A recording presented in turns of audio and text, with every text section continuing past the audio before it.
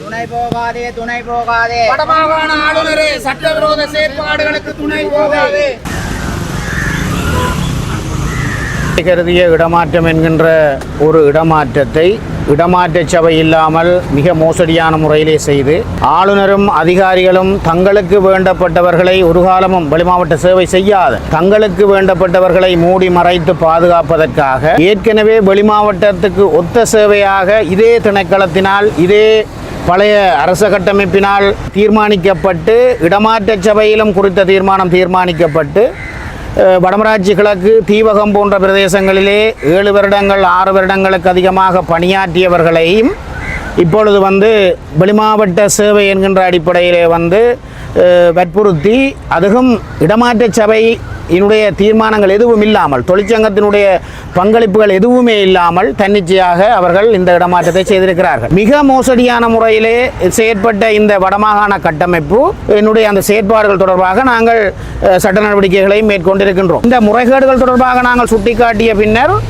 இடமாற்ற மேன்முறையீடுகள் பரிசீலிக்கப்படாமலேயே இந்த ஆசிரியர்களை வற்புறுத்தி பாடசாலைகளுக்கு வாகனங்களிலே கொண்டு சென்று கடிதங்களை கொடுத்திருந்த நிலையிலே நாங்கள் பல போராட்டங்களை ஆளுநர் செயலகம் முன்பாக யாழ் மாவட்ட ஒருங்கிணைப்பு குழு அலுவலகம் முன்பாக வடமாகாண பொதுச்சேவை ஆணைக்குழு அலுவலகம் முன்பாக நாங்கள் போராட்டங்களை செய்திருந்த பொழுதிலும் அவற்றிற்கு எந்த விதமான ஒரு தீர்வும் கிடைக்காமல் வெறும் அரசியல் மயப்பட்டு இந்த நடவடிக்கைகள் மேற்கொண்ட விடயங்களை நீங்கள் அனைவருமே அறிவிக்கும். அப்போ இதனுடைய நோக்கம் என்னென்று நீங்கள் பார்த்தீங்கள் என்று சொன்னால் இந்த வடமாகாணத்திலே தமிழர்கள் என்ற பிரதேசத்திற்காக தமிழர்கள் கல்வியிலே ஓங்கி இருந்த ஒரு காலத்திலே தமிழர்கள் இருந்த நிலையை அவர்கள் மனதிலே கொண்டு தமிழர்கள் ஒருபோதும் கல்வியிலே உயர்ந்துவிடக்கூடாது என்கின்ற அடிப்படையிலே திட்டமிட்டு தமிழர்களுடைய கல்வியை சீரழிக்கின்ற விதமாக செயற்படுகின்ற திட்டமிட்ட செயற்பாடு என்பது மட்டும்தான் இங்கே இருக்கிற உண்மை. வடமாகாண இடமாற்ற கொள்கையினுடைய பிரிவு 4 சொல்கிறது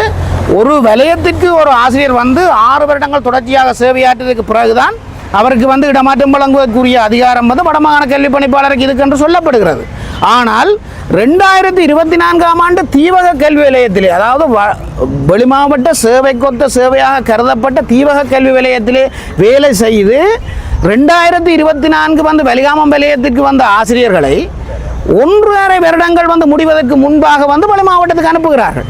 அப்படி என்று சொன்னால் எவ்வளவு பெரிய அநியாயம். இப்பொழுதுதான் அவர்கள் வெளிமாவட்ட சேவைக்கொத்த சேவையை செய்து அந்த வலயத்திலே தங்களுடைய பிள்ளைகளை புதிய பாடசாலையில் இணைத்து அல்லது அவருடைய குடும்ப நிலையை தயார்படுத்தி கொண்டிருக்கின்ற நேரம் மீண்டும் வெளி மாவட்டத்துக்கு சேவைக்கு அனுப்புவது என்பது ஒரு மிக மோசமான ஒரு மனிதாபிமானமற்ற அடிப்படை மனித உரிமைகளை மீறுகின்ற ஒரு வன்மைத்தனமான காட்டுமிராண்டித்தனமான ஒரு செயற்பாடு என்பதுதான் நியாயமான ஒரு தீர்வு இந்த ஆசிரியர்களுக்கு கிடைக்கப்பட வேண்டும். அந்த அடிப்படையிலே எங்களுடைய தொடர்ச்சியான போராட்டம் தொடரும் என்பதை இந்த இடத்திலே தெரிவித்துக் கொள்வோம். உறுதிப்படுத்தப்பட்ட உண்மை செய்திகளை உடனுக்குடன் தெரிந்து கொள்ள ஆயுள் மீடியாவை ஃபாலோ செய்யுங்கள்.